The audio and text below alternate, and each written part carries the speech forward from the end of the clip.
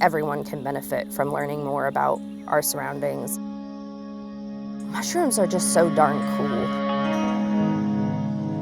They are more like you and I than they are plants. They breathe in oxygen, they put out CO2. So we have to monitor and manage when we're actually growing or cultivating these. We would be a giant trash heap if we didn't have fungal organisms with us on the planet, because they serve as really the main kind of decomposers, along with bacteria, of materials within the environment. There are mushrooms that taste like maple syrup, and there's mushrooms that are sour, and there's mushrooms that are so spicy they'll contend with any pepper. There are blue mushrooms and spiky mushrooms, and you just have to go out and look. I mean, they're right here. They're out in the woods where you live, and you just need to go out and look for them, and everyone can benefit from being more connected to our earth and nature and the world we live in.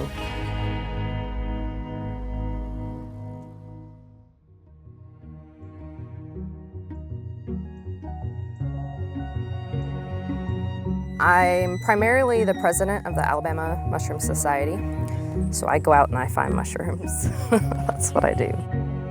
Ever since I was a little kid, constantly in the woods, out canoeing and camping and hiking, and I love being outside. Most of what I'm involved in is just data collection. We have about half of everything we've sequenced out of Alabama is not on record as being described.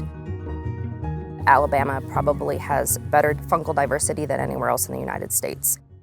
I have a spot over here that chanterelles pop up. Okay, here's a chanterelle. Here's some babies. Oh yeah, here, look. One of the defining characteristics of chanterelles is that they don't have page-like gills like many mushrooms do. And these have a real pretty kind of peach top to them. You're looking at the cap, the gills, how it attaches to the stipe, how far spaced out they are, the odor, the taste on some mushrooms, what it's growing from, what trees are in the area. When you cut it in half, what's it look like? Does it change colors? A lot of things I take home and have to get under the microscope. You can't tell without checking what the spores look like and measuring them and comparing the microscopic information. Some things you just have to send off in sequence. I think what really piques a lot of students' curiosity with respects to fungi is to just be able to walk out in nature and kind of look for mushrooms and look for other types of exotic types of fungal organisms that are associated within the environment. I'm Dr. Kevin Keene. I'm a professor of biology at the University of Southern Mississippi.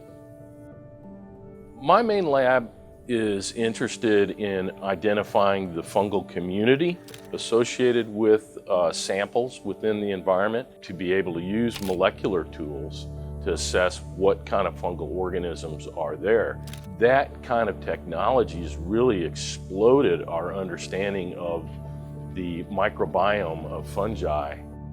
What we're trying to do is trying to understand the fungal microbiome as well as the bacterial microbiome that exists in intermittent streams and how they ultimately affect the stream and affect water quality. In this one stream system we're studying in Kansas, we have 8,000 different taxa that are showing up of fungi.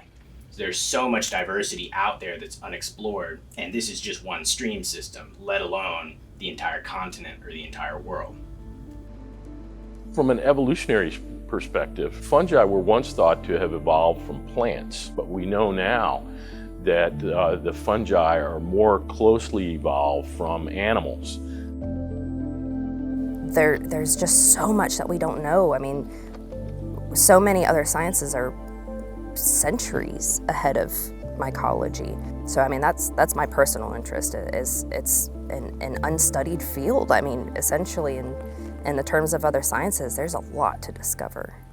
I lead a monthly foray for Alabama Mushroom Society where I just take people out in the woods and help them identify mushrooms and talk about mushrooms and answer their questions. And we just go out and see what we can find and try and teach them how to document mushrooms and pique their interest.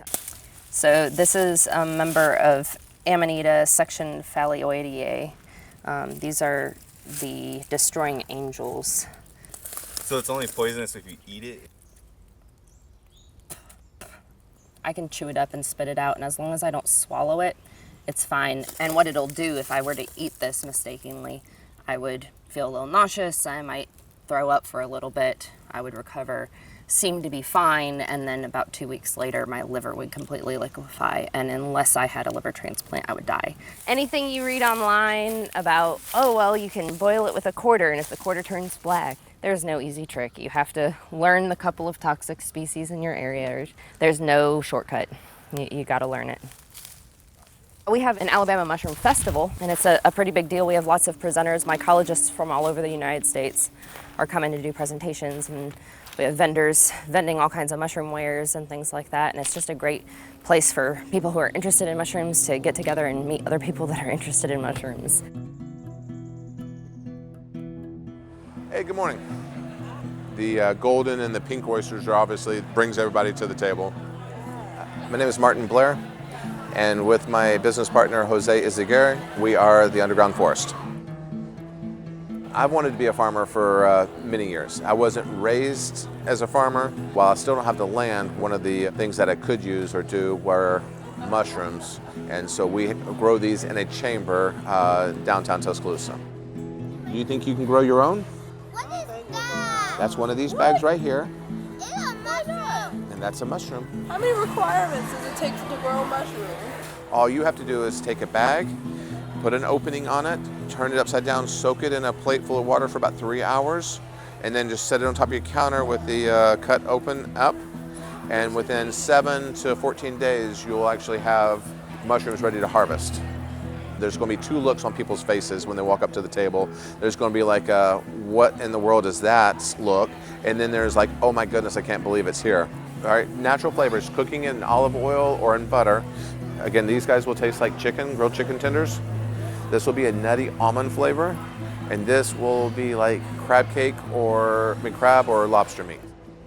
It's amazing all the different types of flavors that they have naturally and what you can infuse them with. We sell local restaurants as well. Within 2 hours of harvesting, it's in the hands of the chefs.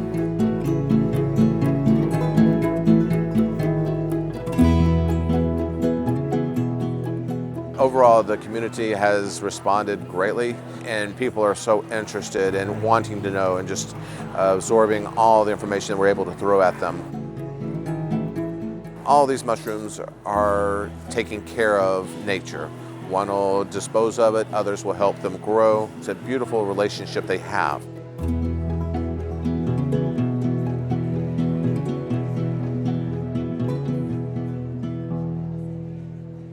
There's lots of species that rely heavily on fungi.